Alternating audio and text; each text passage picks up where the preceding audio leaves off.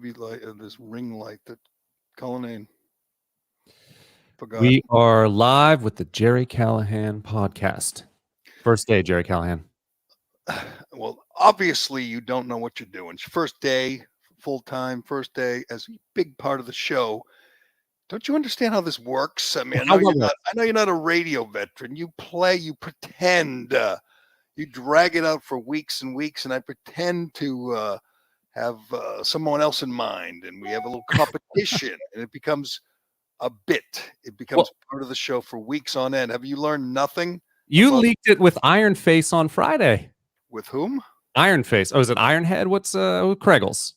You leaked it with Craigles. I didn't talk to Craig on Friday, so I don't know what you're talking about. How'd I leak it? I said you were. I said we were negotiating, and I think the best part of, for me, the best thing in negotiations was Craig and Alice, who both did a terrific job. And I thought you were feeling the squeeze a little bit. You were getting nervous, and you were calling me and saying, "Okay, I'm going to drop my price just one more time." And you know, I got you on the cheap because you were afraid of because I really did like Craig and Alice, but you came running back from your surfing vacation and said, "Let's do this." And let's do this. We did it, and we did it. And you're here, and I give it. Well, if you last till Wednesday, it'll be longer than the last guy. Which would be good. I think this is the beginning of a long, fruitful relationship, Gerry. This will be great. And so you just went surfing for a week in New Jersey. How did that go? Crappy. Get this out of the way. It was terrible. The surf company stood us up on our Thursday surf session. He didn't show up, and then later on, you drove to New Jersey. Yeah, we drove. It was 6.5 hours. You drove 6.5 hours to get surfing lessons or instructions, and the guy blew you off. The third time, he totally blew us off. It was terrible. And then he blamed it on his lackey, his junior surf instructor came out eventually about 20 minutes after we were supposed to go and said, and I asked him, I was like, "Hey, where's Lance? I'll throw him under the bus." And he knew nothing about us being there. But then later on, Lance texted me and said that guy was supposed to ask us to wait till 4. I was like, well, if he would have texted us before we came here, maybe. A serious question. If you have a lesson like one day, and they tell you what to do, why do you need another lesson the next day? It's not that complicated. I mean, I'm sure it's not easy, but all you do is look for a wave, and you go ride the wave, and you try to get up on your knees, and you try to get up on your feet. What Gerry, no, it's not like golf. It's not like 19. It's not 14 different clubs and distances. It's just you and the board and the wave. Why do you need instruction? That's it. No, well, I mean, you got to get used to getting up too. I mean, it's a whole different feeling. I understand, but what does the instructor have to do with that? You get used to getting up on your own. I mean, keep us from drowning for number one. Gerry, we had to go like a mile out there to catch these waves. Not a mile, but we had to go pretty far out there to catch these waves. You have wetsuits on? No, the water temperature was like 75 degrees, so we didn't need it. I had like a rash guard. Yeah, because wetsuits look like seals. That's why sometimes surfers get eaten by great whites, because they look like seals when they have their black wetsuits. I'm not sure why wetsuits are black, but that's a story for another day. So you still don't know how to surf because you got blown off by the instructor. Well, I did. I've surfed a bit, like 10 years ago, some time ago. But Barbara had never surfed before, so I wanted to make sure this guy was around to help just in case. And he would like push us into the wave a little bit too if we got off to the wrong start. A lot of timing. The wave. Yeah. So now you can't go today and go find some waves and surf. You're still not. You don't know how. I do know how. But we also didn't have the equipment either, so they were going to. They gave us all the equipment, the surfboard, all that stuff was taken care of. All that stuff. Okay, what else is there besides a surfboard? Well, if we did need wetsuits and stuff, they had that. They had the leash. They had also, you needed beach passes because it's New Jersey. They charge you to go on the beach, so they had all that taken care of. Plus the instructor, and they keep you safe. All they are CPR certified. It's more than just the lesson of getting on the board, Gerry. You're really downplaying this, by the way. You're not starting. You're like this. You think like this is something that's not difficult to do, or that there aren't any risks. I didn't say that. It just doesn't seem like there's a lot of variables. You get your board, get a few tips from the guy. I took my son to get surfing lessons years ago when he was young, and it was just something to do to wear him out that day, when he was younger. And we sat on the beach. We literally sat on the beach with a cooler and a few of the other parents, and for an hour while they went out, and the instructors, had to like push them and everything. But they were little kids. Grown-ups, you'd think you'd just be able to, here, take the board for a wave, ride the wave. Just like body surfing. What's the difference? Well, I didn't have a nice dad like you taking me surfing when I was a kid. Maybe we can have a kind of a father-son day out, and you can teach me this time. You think my dad took me surfing when I was a kid? That did not happen. But I mean, it wouldn't happen. He'd just say, go swim in the ocean. Go ahead, have fun. It wouldn't be. You think my father would buy me a surfboard? We were talking about you and your son. Me and my son, right? Yeah, yes, that's true. Right. Yeah, we didn't buy him one either. It was just one of those deals where something to do for a kid on a warm summer day. But I'm glad you're back. Well, thanks. Is that for for vacation, or where else you get That's plans? it. Got other plans? No. Well, let's build your podcast. Let's go. I'm ready. I'm ready to go. As long as you're ready to go, I'm going.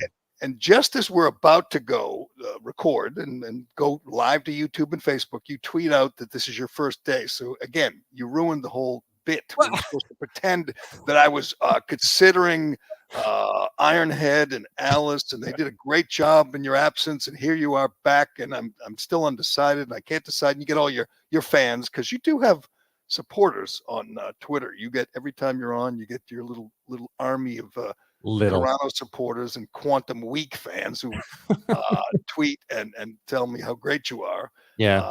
I don't really pay attention to them, but so it's done. You're in. I'm in. Good. And everybody is happy, because that was not an easy. How long has Callahan been gone? It's been like maybe 3 or 4 weeks of you juggling producers. Yeah. Yes, we had one day, a new Dave for 2 days that didn't go well. That was a mistake. Didn't work out. You came in, and then people just started calling and volunteering and saying, "Can I have a shot?" And there's some good producers out there. There's some good backups. How's that? That's great. And you know what? You're the starter. You're a big deal. That's why everybody's flocking to you. And I'm looking at, well, we have to start with Jen Psaki, because for a couple reasons. It's going to affect us.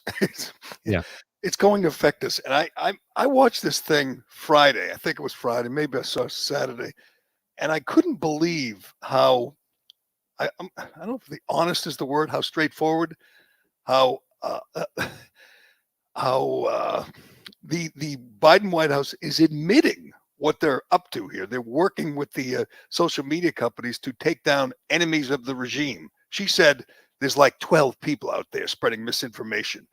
This is a person who spends her life spreading misinformation, working for a man who spends his time, at least at the 6 months he's been in office, spreading misinformation. This is a guy who looks into the camera on a regular basis and reads the teleprompter and lies and spreads misinformation and says Georgia's voting laws are just like Jim Crow, who says the January 6th rioters murdered a police officer.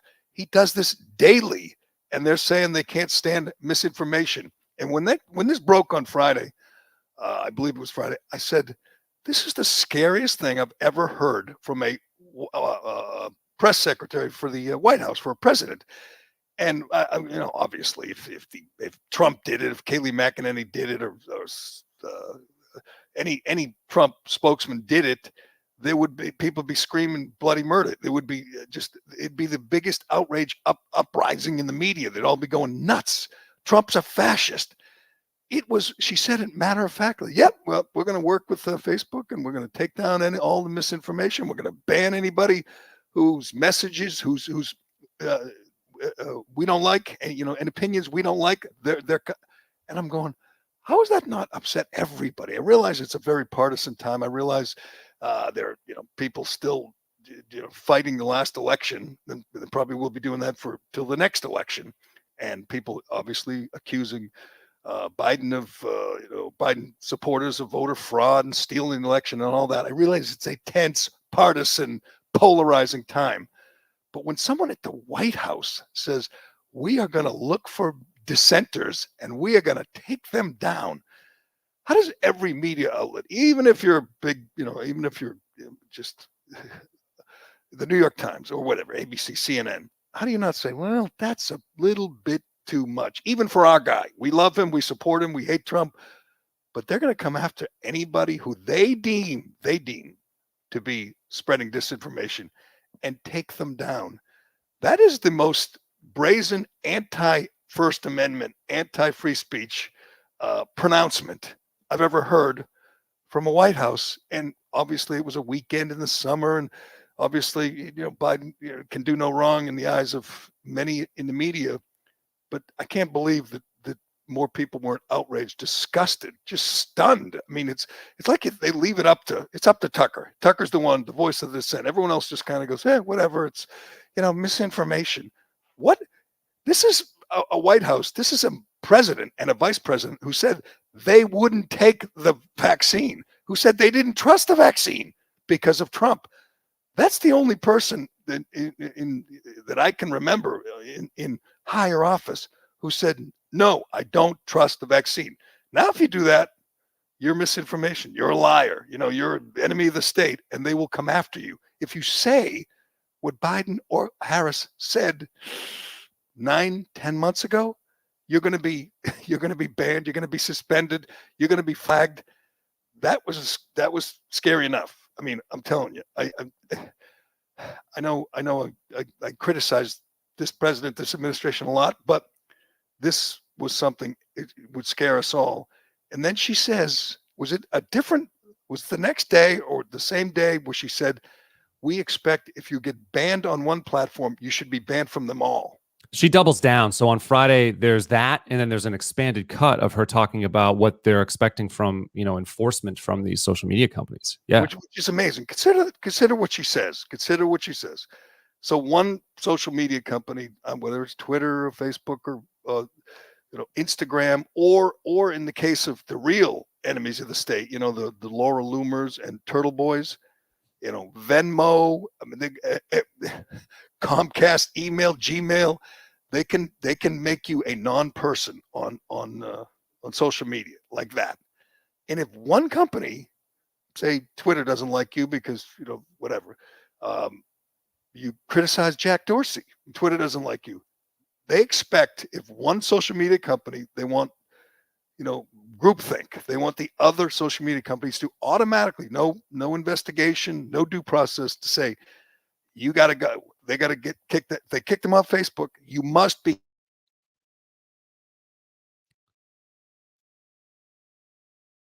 Oh, I think we lost Gerry. Steltler or some crazy left-wing media person. This is not from the New York Times or other source of media bias. This is from the White House. And I didn't know, first of all, I didn't know it was their domain. I didn't know it was their job to say, let's go after our enemies and let's make sure they don't have a voice on social media in any way. I mean, you can't be on one and not the other. You must be banned from all of them. The White House. And they said, as we talked about last week, they'll be working with Facebook. They said they'd be working with the Democrat National Committee to find out, to determine who should be banned for spreading misinformation, which is such a loaded term, by the way, misinformation. Again, we spent 4 years talking about Russian collusion. That would be misinformation. We spent last year saying Trump would never lead an effort to develop a vaccine in less than a year. They said, we don't trust the vaccine because Trump. That would be misinformation, according to them. So as many people pointed out, Jen Psaki, by her own rule, by her own definition, should be banned from social media, all social media. Now, would never happen, but it did happen with the last one. Kayleigh McEnany had tweets that were taken down, that were flagged. The president was banned from all social media. It is a scary time in America. So we're here on YouTube and Facebook, and we're on Twitter. But we'll see how long. God knows how long. I don't even know how you do this job when you get banned from all the social media. What do? You just give up? They win? No, I mean, there are other outlets. We talked about locals and subscription-based stuff, and you can host your own content on your own. You can spin up a WordPress website, but it is a lot harder because you have to tell people where to find you, and the best way to do that on social media. The scariest thing, though, is that they already have the mainstream media in their back pocket, right? They can count on even Forbes saying, "Oh, that's not, she didn't call for misinformation."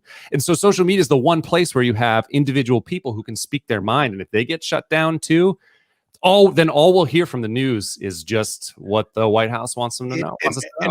And it's this alleged, and they asked the president Biden, and now granted, he does not know what's going on. He is just, as we point out every day, he's just this empty husk of a man who says what they tell him to say, reads the teleprompter, allegedly was a moderate for 40 years in DC and has gone full left-wing radical, ban anybody who disagrees with me. It is frightening.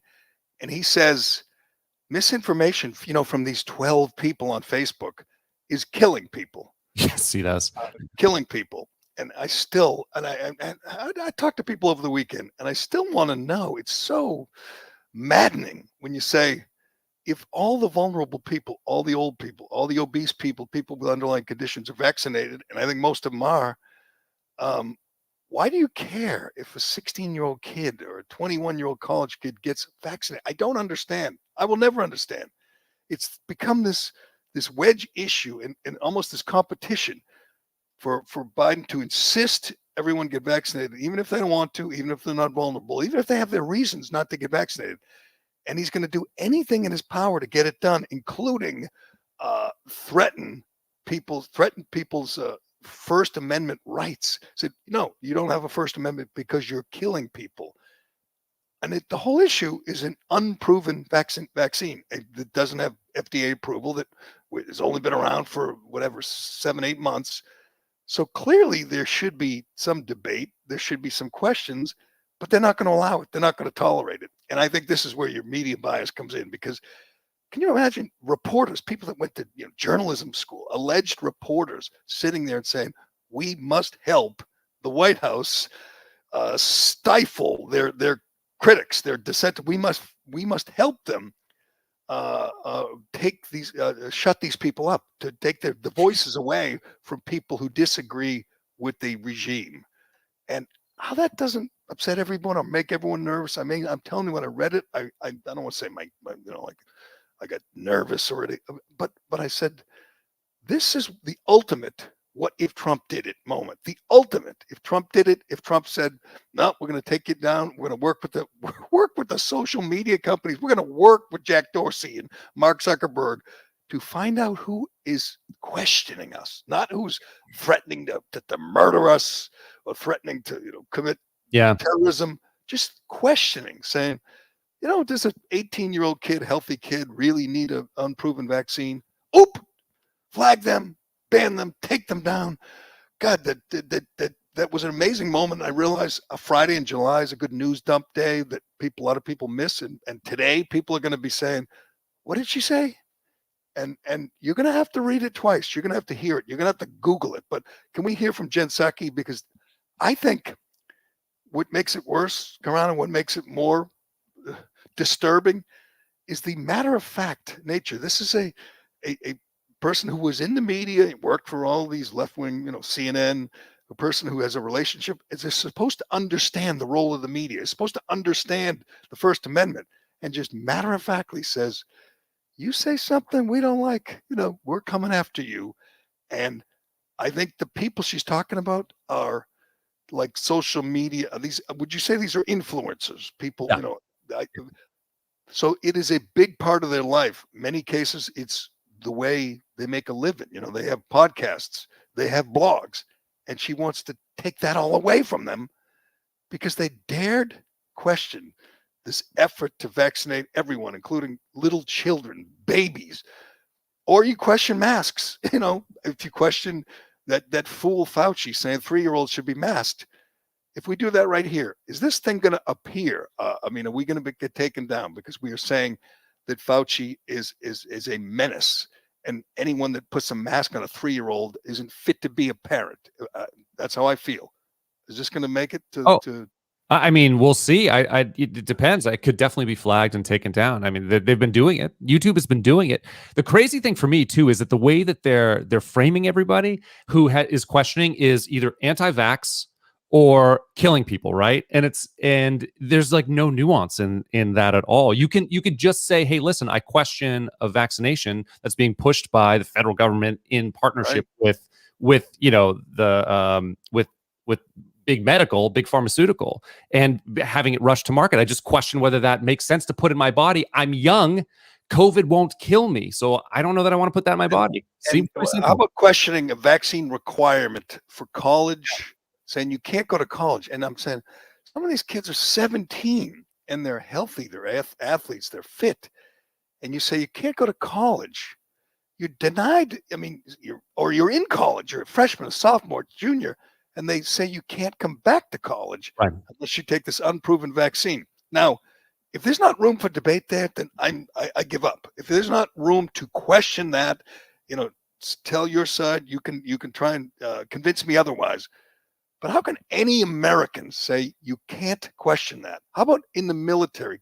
Again, these are some of the fittest people in the world. You're talking, Navy SEALs, and they're 25 years old and they're healthy, and they say, I really want to wait on the vaccine, and they say you can't.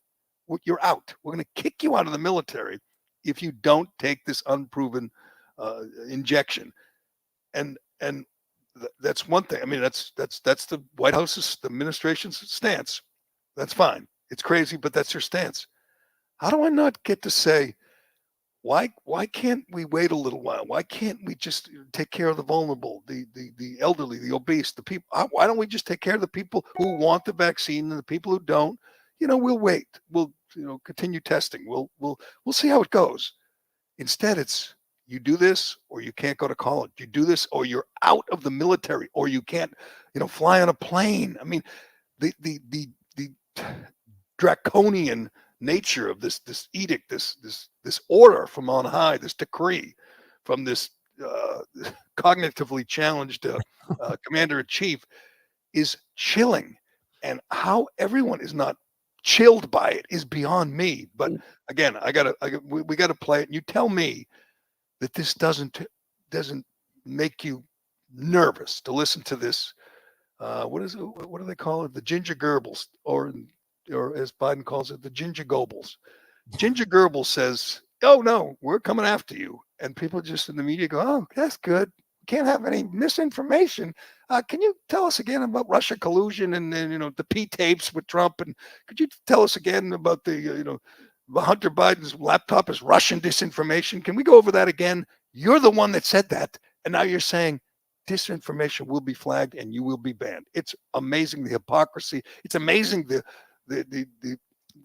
obsequiousness of the media, just saying this insane tyrant wants to come after anyone who disagrees with him, and I'm okay with it. We're cool. Yeah, it's cool. Let's just do it. Anyway, let's hear from Jen Psaki, the Minister of Misinformation, on Friday, as she warned all you misinformation people, all you social media influencers, we're coming to get you. For Facebook or other platforms to measure and publicly share the impact of misinformation on their platform and the audience it's reaching. Also with the public, with all of you, to create robust enforcement strategies that bridge their properties and provide transparency about rules. You shouldn't be banned from one platform and not others for providing misinformation out there.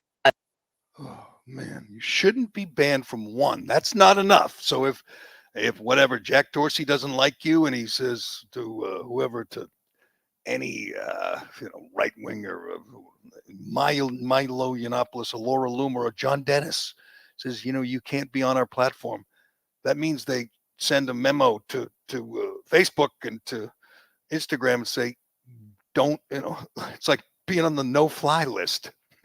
You're on the no communication list. You can no longer communicate on social media, and that's only the beginning too. That's only the beginning. They can do that, but then if you do some sort of subscription service, like say you go to Patreon or something, well, they can petition Patreon to get you off there, and that's not enough either. So then you spin it up on your own website, on your own content management system. Well, then they can they the credit card companies, or PayPal, so that you can't accept payment for doing your stuff anymore. They can go all the way.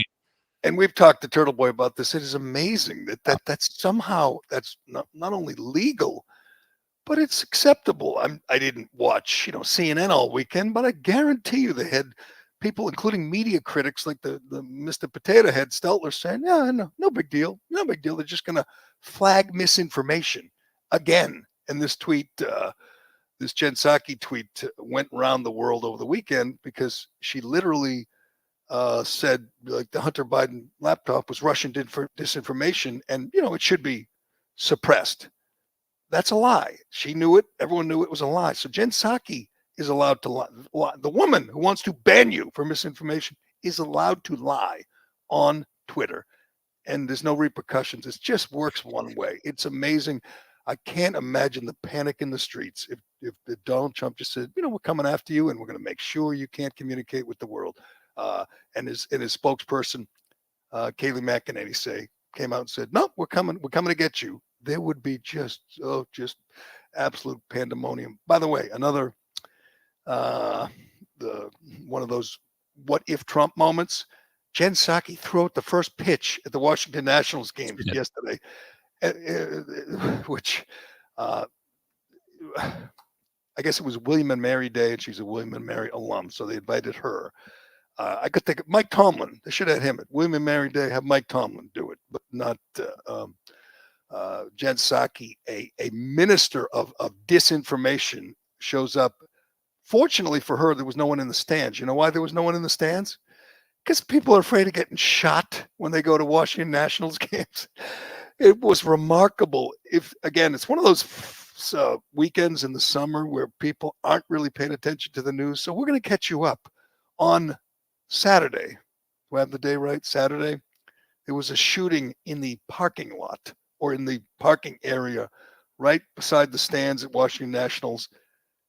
By the way, same spot where those two 13-year-olds carjacked the Uber Eats delivery guy and killed him. And the car crashed against the gate of Washington, of their ballpark. And, you could see actually the seats and everything in the Washington Nationals ballpark when they murdered the poor Uber driver. Saturday, there were gunshots, people injured. I don't think there was any deaths, but it was a gang thing and they were shooting each other. And the fans in the stands who were running in horror hid in the dugout. If you missed the photos, it's amazing. The dugout, the players ran up, they left the field, they ran up the runway to the clubhouse, and the fans hid in the dugout as there's a gunfight at OK Corral just outside the Washington Nationals ballpark, which I don't think does a lot. It doesn't help build your fan base or increase your attendance when fans are afraid of getting shot as they're sitting watching a ball game. But it's an amazing photo, video of fans hiding in the dugout, and the stands are empty because they're, the gunshots are going off right behind them.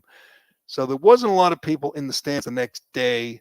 I guess, if you're going to a game, you don't want to take any chances by showing up early and maybe getting murdered. So she got to throw her pitch, which, occasionally political hacks like Jen Psaki get to throw out the first pitch. The last guy to do it was the ultimate political hack, Tony Fauci, who threw out the pitch last year. And it was probably the second worst first pitch ever. The worst being, what could be the third? Gary Dell'Abate and Ice Cube weren't even in the same zip code as the catcher. And Fauci was almost as bad. Obviously, Fauci's whole idea, the whole storyline that he was a great basketball player is nonsense. Obviously, doesn't have an athletic bone in his body. That's the game. He went to the game. There were no fans, and he said, we should have mask mandates. And then they saw him in the stands with no masks, with no mask. But anyway, Jen Psaki threw out the first pitch. She'll be back at the podium today telling Mark Zuckerberg and Jack Dorsey and the Google guy, telling them who they want, who they would like flagged, who they would like banned, and their allies in big tech will do their bidding. It is a scary, scary time in America, Carano.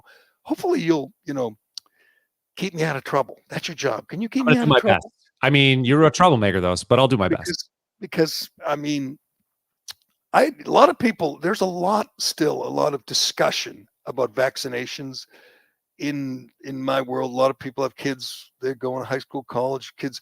A friend of mine's kid is 16 and he plays a lot of sports, and he's saying there's going to be some teams that he can't be on unless he can prove he's vaccinated. I say, he's 16. Like, why would a 16 ever get vaccinated? I don't know. I mean, hell, Joe Rogan, no other than Joe Rogan, said he doesn't think healthy 21-year-olds should get the shot. He got called out. He got threatened. And the next day he said, I misspoke. Joe Rogan was pressured by whomever and changed his tune in a day. Well, Joe's not his own man anymore since he's signed to Spotify. He has bosses now. He should have stayed independent. I know he looked at $100 million and but he was making enough money anyway. I was going to say we all have our price, and we talked about last week with who we talked about. Oh, it was from ESPN. Stephen A. Smith. Yeah, right. Stephen A. Smith gave a apologize for nothing, because his bosses demanded it. And a lot of people in my world were criticizing him. But I said, I can't deny it. If I made $60 million and the boss said, you got some mealy mouth apology, I'd say, okay, write it up. I'll read it. Just don't suspend me. Don't fire me. He's never going to make that kind of money anywhere else. And he gave an apology for nothing. He did nothing wrong, said nothing wrong. But that's kind of the way it works at ESPN. Rachel Nichols didn't do anything wrong either. She had to apologize. And Stephen A. survived. We still don't know about Rachel Nichols. She got demoted twice. And the NBA Finals is going on. And I don't even know if she has a role. But we still don't know if the woman lady who hates her, Maria Taylor, is going to sign her deal. Wasn't that supposed to be Saturday too? Didn't her deal? Contract's up in a couple of days. I believe maybe it's 20th. Okay. 20th. It was between game 6 and 7 is when her contract is up, and she's demanding $8 million, and no one even knows who she is. But she'll probably get it, because that is the state of the media right now. I'll be curious to see who is the first few victims, targets of the Biden regime, as they sit there and tell their friends in Silicon Valley whose life they want to destroy. And hopefully, it won't be us, at least not for a while. If it is us, I'm going to come out and say vaccines are wonderful. Good. I just got a booster shot, and anyone who doesn't get vaccinated is a Nazi. Okay, is that what good? did I sign up for? I don't know. We should get on the email list from the White House and do whatever they want us to, because I really don't want to get banned. I don't want to get taken down. I don't want anyone to say, you questioned the science? Wait till they get to the climate change bans. I'm definitely not going to survive that one. When they say anyone spreading disinformation about climate change is going to be targeted. It's just amazing. It's not, even if you are 100% believer in vaccines or in this vaccine and think babies should get it as they come out of the womb, how can you say, I don't want to hear any dissent? How can you not say, bring it on, we'll debate it, I'll beat you in this arena of ideas? Isn't that the American way? It's not a political issue. This is actually a scientific issue, and I want to know what my risks are, so I can make the best decision for myself and my family. That's it. I know, and you can only get one side. You can only get one side. The side like Fauci, who says everyone should get vaccinated every day, and never question it. And he says, Fauci, an alleged doctor, and the highest paid bureaucrat in DC, says his answer to those who have some questions, who say, my kid's 12 and wants to play on this traveling team, and they're saying he has to get vaccinated. Is it really safe? You know what Fauci's answer is? Get over it. Yeah. Just get over it. Get over it. I'm going, you're a doctor. Doctors aren't supposed to say get over it. No. They're supposed to tell you they have expertise that you don't have. They're supposed to share that with you and convince you that what they're telling you, suggesting you do, is the right thing to do. Not say, get over it. Get over it. It's a big deal. Just get over it. You're going, what the hell? Where are we? Where doctors are telling you, just get over it. Just shut up and take it's like Bill Cosby telling the girls he was with, don't question it. Just take the pills. They're good for you. You'll feel better. It makes you wonder what it's all about. Like, why are they all pushing it this hard? Is it just a huge money grab from? You know what? I've never even brought that up. I've heard other people do it, It is a great question. Is there some financial component here? Because Big Pharma is cashing in, and Big Pharma has connections. Well, yeah, Like I mean, their lobby, they're huge, so they must have giant lobbyists. Their lobby budget's got to be really huge. You would expect that. Is that what this is? Because the state should be neutral about this, if anything. You know what they're flagging, taking down is stories of, say, a parent saying they vaccinated their 15-year-old and he had bad side effects. He got sick or had myocarditis, the swelling of the heart. People are telling these stories, and they're real, testimonials from real people, and social media are pulling them down. It's kind of like when doctors advocated hydroxychloroquine, and it turns out the doctors were right, Trump was right. Social media companies took those posts down. I'm telling you, I don't know what they're saying in colleges, what professors of communications or professors of, or law professors talking about the Bill of Rights are saying, but it is truly frightening that there are people out there saying, good, don't let parents tell the stories of their children who've had some side effects after they got the injection. We won't allow that. Even if some mother on some mother's group on Facebook says, here's what happened to my kid. He came home and he was throwing up and he was tired. And they say, no, flag that, take that down. I'm going, Jesus, where are we?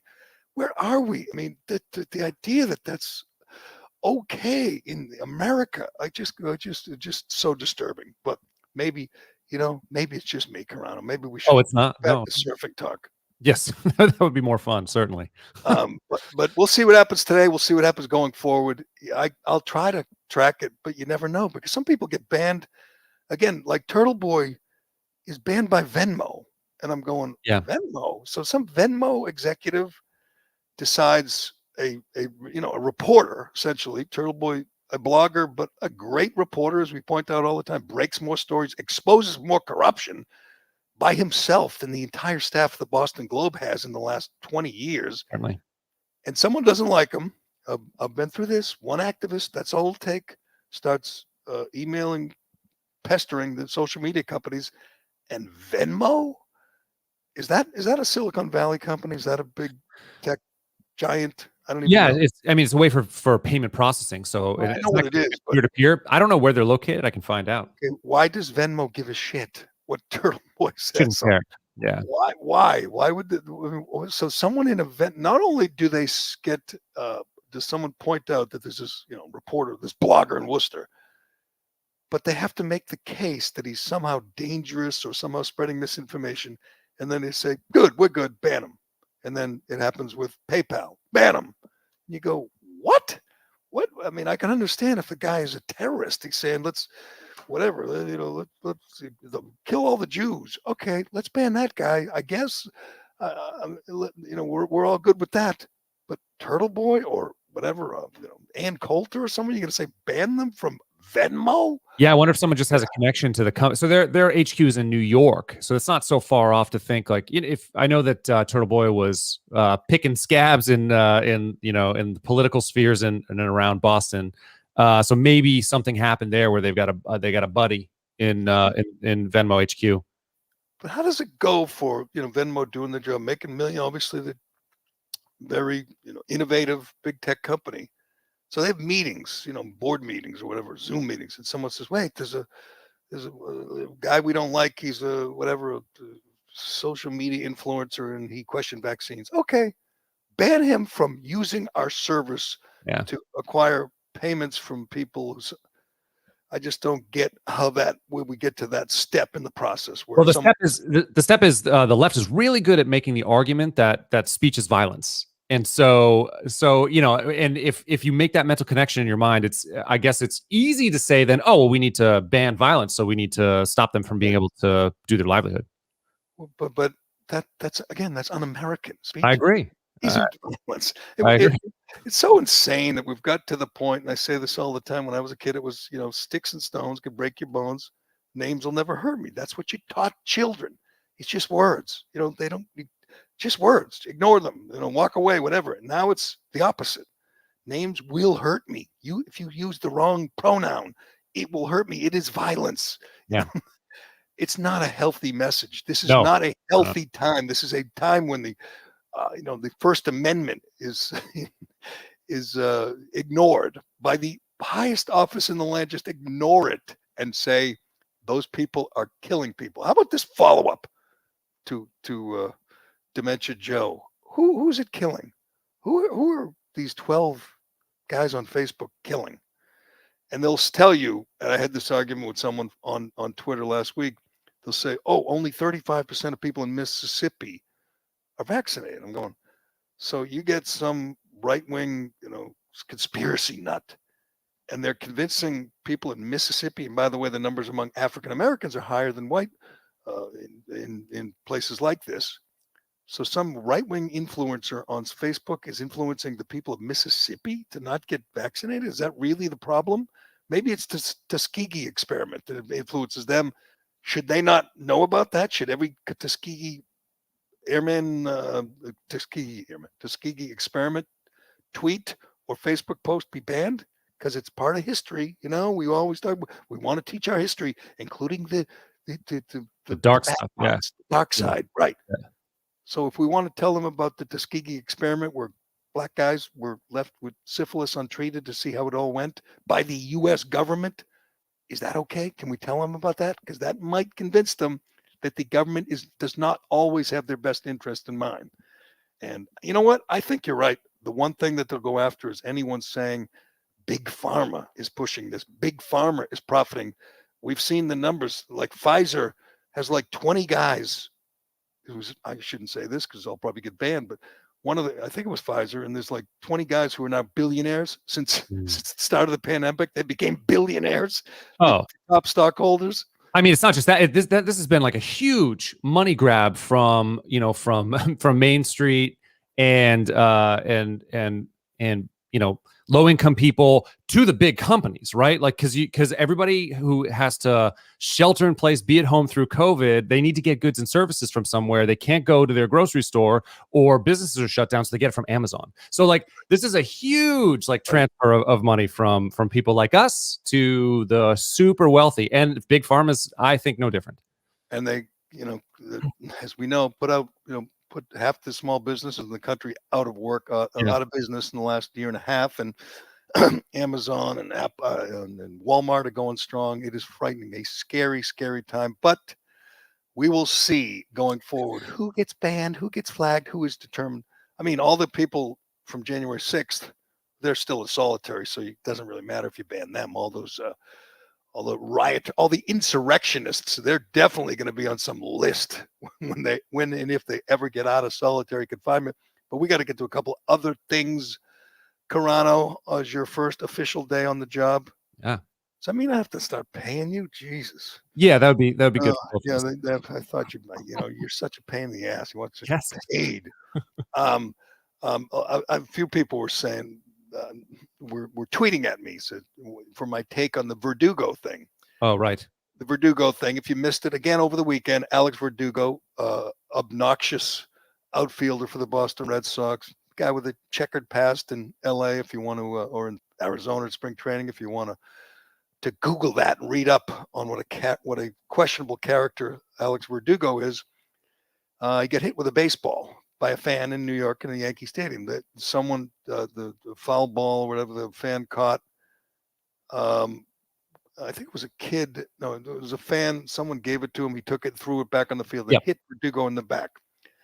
I think this means one thing I think we can all agree on: New York Yankee fans are racist. I mean, I can come to no other conclusion that it is a problem in New York. It's been a problem, since, as far as I can remember, probably going back a century, that there's this underlying racism among all Yankee fans. They don't like players of color. Alex Verdugo is of Mexican descent. I think that clearly is the reason this drunken idiot Yankee fan threw a ball at Alex Verdugo. He does not like Mexican Americans. He does not like anyone who's not white. And clearly, I think this is not just a reflection on that fan who was banned for life, but a reflection on all Yankee fans. I think it's clear that Billy Crystal, Rudy Giuliani, all Yankee fans are virulent racists, and I can come to no other conclusions. I expect to hear today on ESPN. I expect to hear the same from Max Kellerman and all the, Tony Cornette, not Cornette, Michael Wilbon, and all the around the horn people. I expect them to say this is just another black guy on a vile, racist fan base. What other conclusion can we come to? I think that's it. That's it. I mean, some idiot, what's his name, Cole Buckley, Celtic fan, threw a water bottle at Kyrie Irving because, Kyrie Irving is kind of hated in Boston less than 2 months ago, early June. And I Googled this a little while ago, and there was like hundreds of stories that mentioned racism, race in, I could find it, in Boston because of a water bottle thrown by one idiot Celtic fan, and it was all about racist past and racist history, and Bill Russell, and I think part of that too is Kyrie was willing to go there, and Verdugo hasn't. Right. You Kyrie clearly, said it, but Yeah. but obviously Kyrie, we know what Kyrie is. He's a dink, and he knew how to play it, and he knew how to play the media, and they walked right into his, his little trap, and they said, "Oh yeah, racism." I mean, no evidence of it. No one said anything racist. If they did, God knows we would have heard about it. You can make it up. Kyrie Irving could have said, I heard him yell the N-word, and everyone in the media, all the usual suspects would have followed right along, and somehow a drunken idiot fan throwing a water bottle suddenly is a sign that the whole city is racist. And it was insane then. It's stupid. It's wrong. I don't know why it happens when someone does it in Boston Garden and not when they do it in Yankee Stadium. Someone has to explain that to me, why throwing a water bottle, not a beer bottle, a water bottle, is racist, and throwing a baseball is not. Can you help me out with that? I can't. I mean, I just think it has to do with, I don't know. Every city has its checkered past. We know that, but I'm not sure why Boston's checkered past gets elevated more than New York's, but there were problems in both cities. I don't know why the media is willing to go, maybe because they all live in either Los Angeles or New York. And so they can't, it's a more elite media town. So they don't want to like eat their own, but I'm not sure. I think you're right pointing that out. There is a big difference in these two stories. Right. And there's an ugly incident in Boston. And this is CBS News. Second line, it's just underlining racism. That's actually what Kyrie said. And no one, obviously, the next story from GBH, local PBS, a bigger question of racism in sports after Celtics fan throws water bottle at Kyrie Irving. That's the bigger question, racism. I said this before. I'll say it again. Maybe it's simplistic and stupid or whatever, but could you be a fanatical NBA fan? Like someone who spends a lot of money to go to a game, buy a ticket, someone who watches all the games, someone who buys the jerseys, and be racist? I don't NBA, NBA is 80% black. You're spending your time cheering. Unless you're hate I don't get it. These young black guys, by the way, young tattooed, badass black guys. Those are your heroes. Could you be racist if that's what you do? I don't think so. They got a whole panel of people at GBH discussing the racism in Boston after the water bottle was thrown. It's just insane. I mean, can't the guy just be a dink? Can't he just be an obnoxious a-hole? I say this all the time.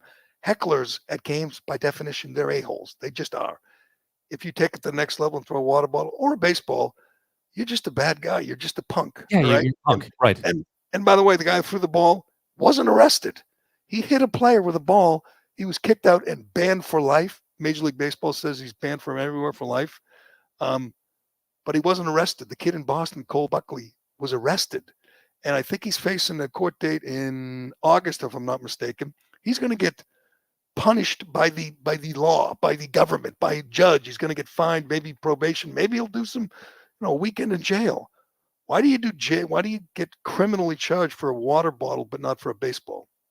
Someone has to help me out with that one. But I don't know. The other interesting part of this, I know I told you before the show, was how Alex Cora views Verdugo. Though we talked about his checkered past, which I know we don't have to get into, but Cora said, he cleared the team off the field after this happened, and said, That's right. I know my left fielder. I know Alex. He needed time to breathe and gather his thoughts.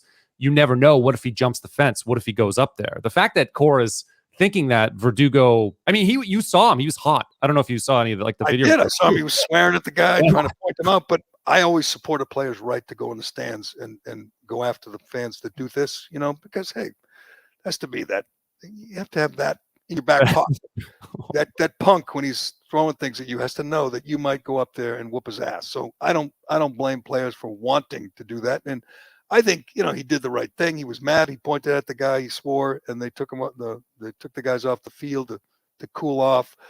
But you really have to be an a-hole. You really have to be a special kind of a-hole to throw something at a player and think it's just part of the experience. So, yeah.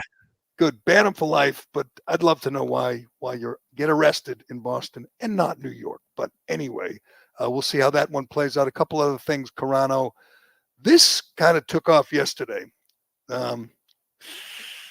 Let's do Brandy Love. Brandy Love, I admit, this was Minahan's love of Minahan's life. He introduced me to Brandy Love. Not actually, almost did literally, because she was going to be on the show. Right. We had booked back in the day, and she's very political. And if you follow her on Twitter, she's a good follow. She's a good right-wing zealot.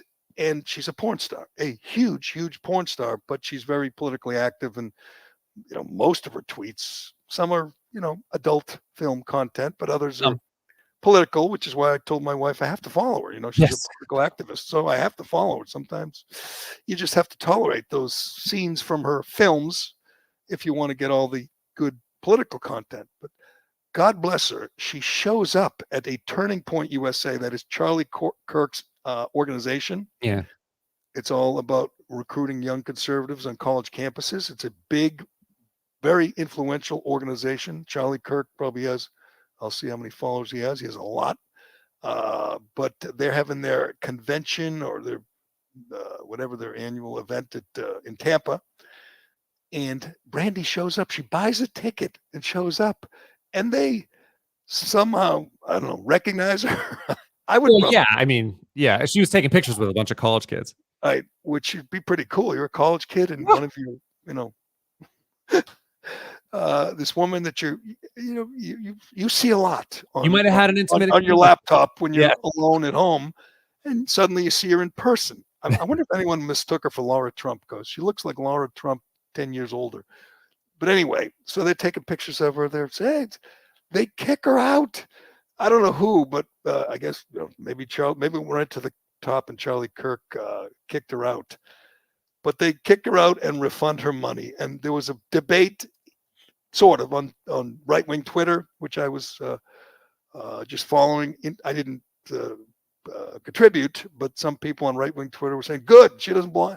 I mean, really, you want her just because she does adult films? She's a pretty passionate supporter. She was of Trump. She will be of DeSantis. She wanted to hear the speeches, literally go hear the speeches from some of the people like Charlie Kirk, who has 1.7 million followers at this event. And they said, "No, we can't have you here." Is that? Yeah. Yeah, so she got an email revoking her pass to this event. It was a Student Action Summit event, and she gets that email, and yeah, so that I would think that would have to go all the way to the top too. It would either be Charlie Kirk or it'd have to be if you're look at Brandy Love, she's got 800,000 Twitter followers too. She's really a star, and that's going to cause waves if you kick her out.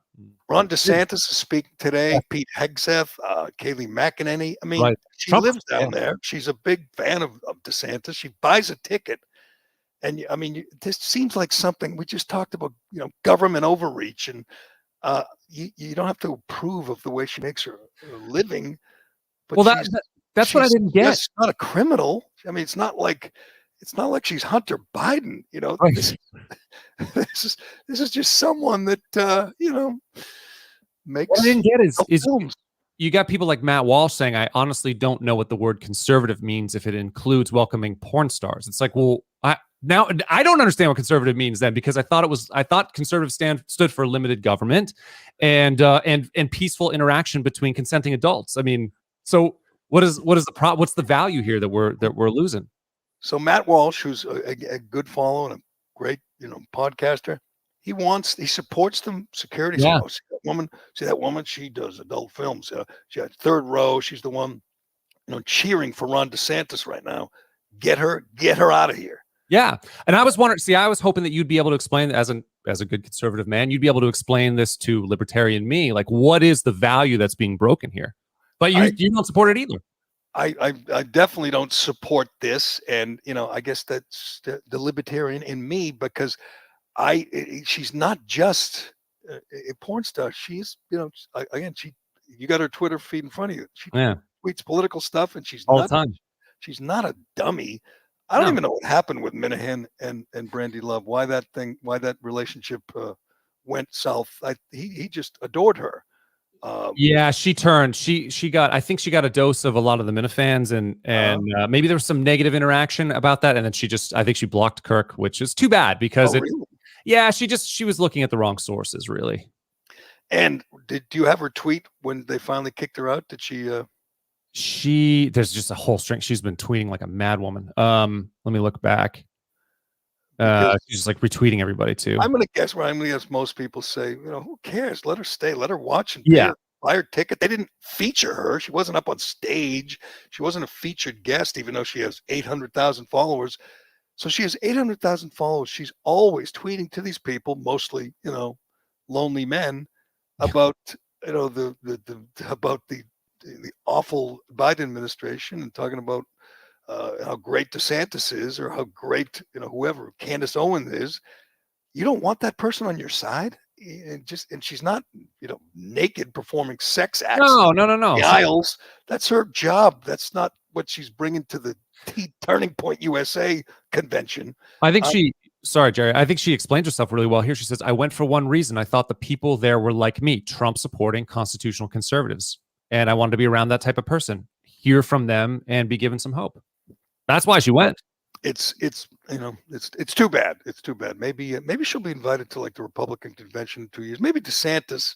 Let's be honest, guys. DeSantis is what, a 42-year-old guy. He knows Brandy. He probably likes her.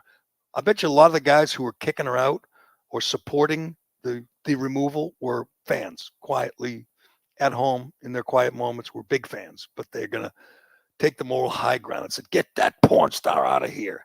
I think it's a big tent thing. You got some religious, you got some televangelist over here. You got some guy, whatever, Jerry Falwell Jr. over there. And over here, you got Brandy Love. I think it was a good look. Well, and to me, big tent look. To me, if they argue the principle, if there's a principle that they can argue, then I'm willing to have that conversation or debate. But the principle to me is consenting adults, get to do things peacefully together.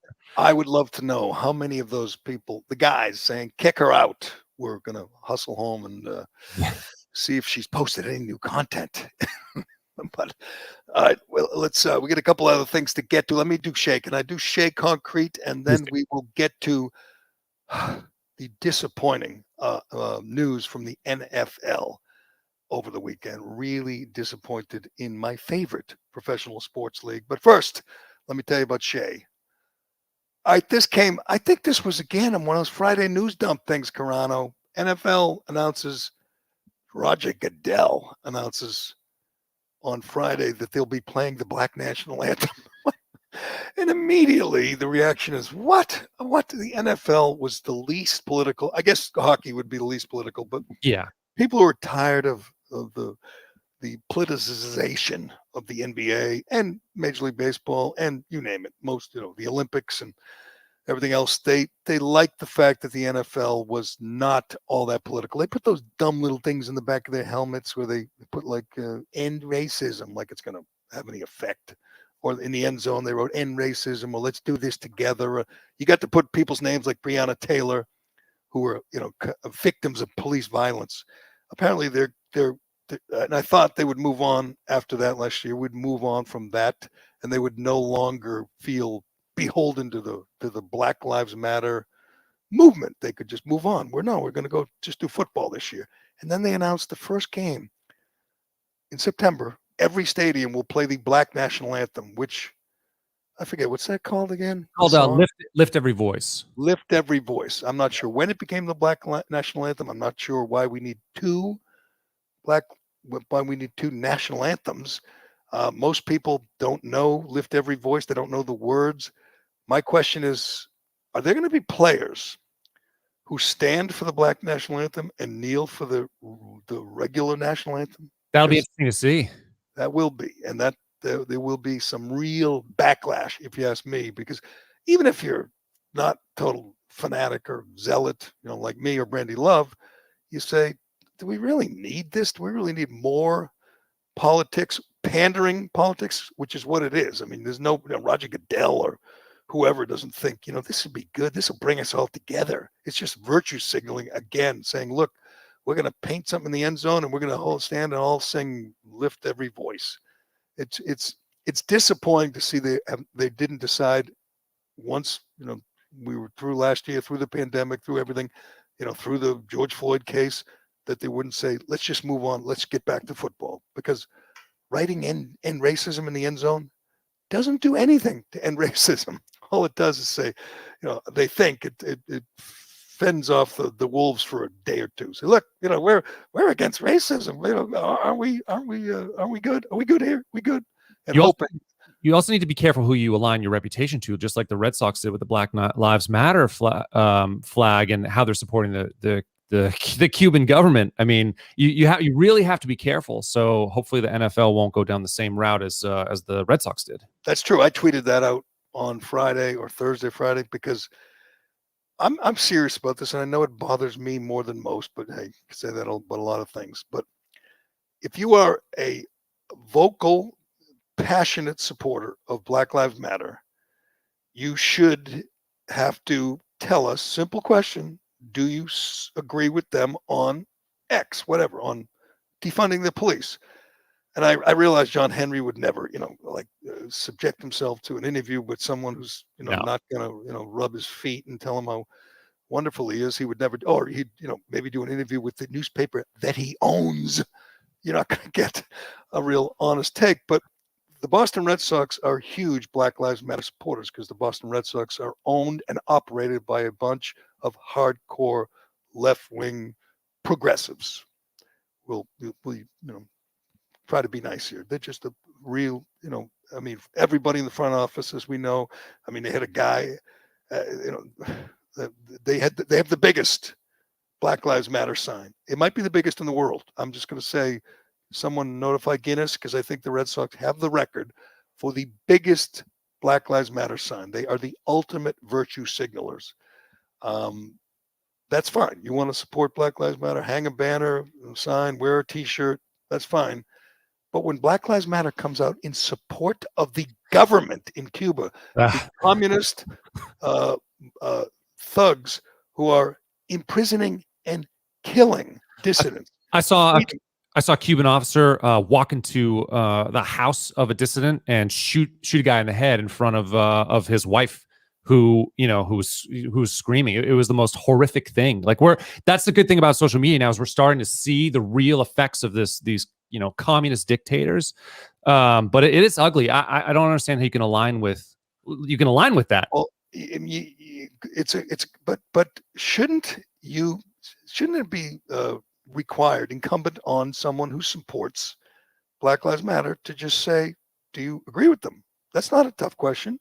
Do you agree? You're a big fan, John Henry or Sam Kennedy or whoever, of Black Lives Matter. We see the banner. We know that you are a supporter. You should be able to just give me a quick rundown. Do you support defunding the police? Do you support disrupting family? Do you support ending capitalism? These are all tenets of Black Lives Matter. Do you support the Cuban regime? Because not only did Black Lives Matter make the official statement in support of the government, not the dissidents who are waving the American flag, they want that uprising crushed. That's what Black Lives Matter wants. How about you, John Henry? How about you, Linda Pizzuti? You are big fans. Do you agree with them on this? It's kind of a big issue. How about you, John Cena? How about you, Stephen Carell? You guys are big Black Lives Matter supporters. Do you agree with them on this? Forget, I think everyone should matter. Yeah, every, enough with the platitudes. There's a real issue, big issue in our country right now. A lot of people have relatives over there. A lot of people are watching closely to see what happens. Do we support the dissidents? Do we provide them, internet access? Do we provide them help? There are people in South Florida who want us to arm them right now. I don't think that's going to happen under the Biden administration, but which side are you on, John Henry? Which side are you on? You name it, any Hollywood celebrity that supports BLM. Do you support them on this? Do you agree with them? That's not asking too much. That is not asking too much. Do you support the government or do you support the dissidents? Simple question. But they won't have to get asked that. To be a good, progressive virtue signaler means never having to explain yourself. But maybe who knows? Maybe someone will press them. Maybe someone will catch, the John Henry or Lita Pasudi in a vulnerable moment. Say, you with them? You with BLM? You with the commie thugs in Cuba? Because we'd like to know. But all right, very boring. British Open, disappointing. I love the British Open. I love the majors. Colin Morikawa, he's got 2 major wins and 8 major starts. He's 24 years old. This guy could win, whatever, a whole bunch. He's fit. He's young. He's clutch. He loves these big moments. This is a guy who could win multiple, 10, 12, 15 majors in the next 16, 18 years. Hell, he wins one a year. He's going to break close to breaking Jack Nicklaus's record. And go Bucks. If you missed Giannis Antetokounmpo, you missed Giannis's press conference over the weekend. It was great. It was great. Go Bucks. I'm rooting for Pat Connaughton and Giannis to end it tomorrow night. Finally, if you want to laugh, if you want a good laugh from a serious story over the weekend, we talked last week about the clowns, the Texas Democrat clowns that abdicated, the state house, their duties, and flew on private jets to D.C. to make a big stunt so the Republicans in Texas couldn't vote on the new voting law. And they were obviously honored, praised by the media who love them. They traveled without masks, which is good Democrats should never do. Unless you're John Kerry, you got to wear a mask in an airport on a plane. And I didn't think much of it. As a private jet, they're all vaccinated. Well, the number is 5 now. 5 of them have tested positive for coronavirus. 5 of these clowns who refused to mask up on the airplane, on the jet, have tested positive, and they met with Kamala Harris. She met with these people. Kamala is refusing because no one tells Kamala what to do. She's refusing to get tested or quarantined after meeting with these disease-riddled Democrats from Texas. It is hilarious, and if you haven't, did you see this quote from Celia Israel, one of the reps? I hope this instance highlights the sacrifices we're willing to make for the cause of democracy. It would not change anything to protect the right to vote.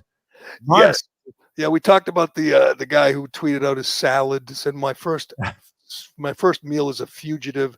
And then on Friday, I think it was Friday, one of the reps tweeted out a picture of her dirty underwear, or not dirty. She washed her underwear in the sink in the hotel room because, they can't, this is a sacrifice. They're making an unbelievable sacrifice.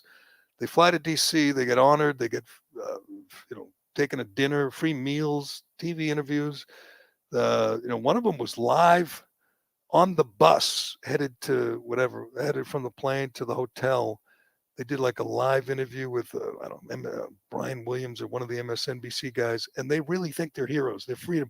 Hell, my crazy racist rep, Ayanna Pressley, called them freedom riders. Freedom riders. People got in the plane with the beer and went to D.C. to party. Freedom riders. We're comparing them to the Paul Revere. You name it. Rosa Parks, Martin Luther King. These are modern day civil rights icons washing their underwear in the sink of the hotel and then tweeting out a picture of it. She's got like her bra and her underwear on the rack there in the bathroom, saying, "Look at what we're doing for, for democracy. Democracy. They're stopping democracy in Texas, flying to D.C., and they consider themselves fighters for democracy. It's insane, but it ain't working out so well. At least 5 of them have now come down with coronavirus. We'll find out and I think they're all vaccinated, but we'll find out if Kamala is okay after meeting. She met with a bunch. They met with Chuck Schumer. Yeah. They met with media members. They're enjoying their time in the limelight, and they'll get arrested when they get back in Texas. And I assume immediately put in what they should do? Put them in solitary. That's the best way to quarantine. Put them in solitary, Greg Abbott, and leave them there, just like they were insurrectionists. But anyway, we shall leave it there. Carano, how did we do on your first official day? I mean, I know I did really well, and you did pretty well yourself. You did amazingly well. We always have a lot on Monday. It's just the way it is, especially this Monday. A lot to get to, a lot to talk about. I mean, the story of you surfing is just amazing. That's yes. I don't know. We probably should have wrapped this thing up as soon as you told that great story about your surfing lesson. And you also, when I talked to you, you were getting ready to go out for ice cream and mini golf. Yes. Yeah, you got to keep the wife happy. That's how you keep your wife happy, by she likes mini golf and ice cream. Mini golf and ice cream. And yeah.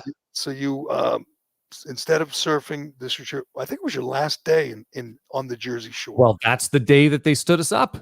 Did you let her win? Like I told you. No. I can't. That kick can't. Her ass? Did you kick her ass? No, I only won by 2 strokes. Not bad. 2 strokes. She had a hell of a game, I gotta say. And I don't care what kind of ice. I mean, if it were the president, I would care what kind of ice cream you got, but I really don't care what kind of ice cream you got. But I'm glad you had a good vacation. I'm glad you're back. I'm glad Alice and Ironhead did such a good job, because he came crawling. I mean, you came back to us and said, yes, let's do this. We're going to do this.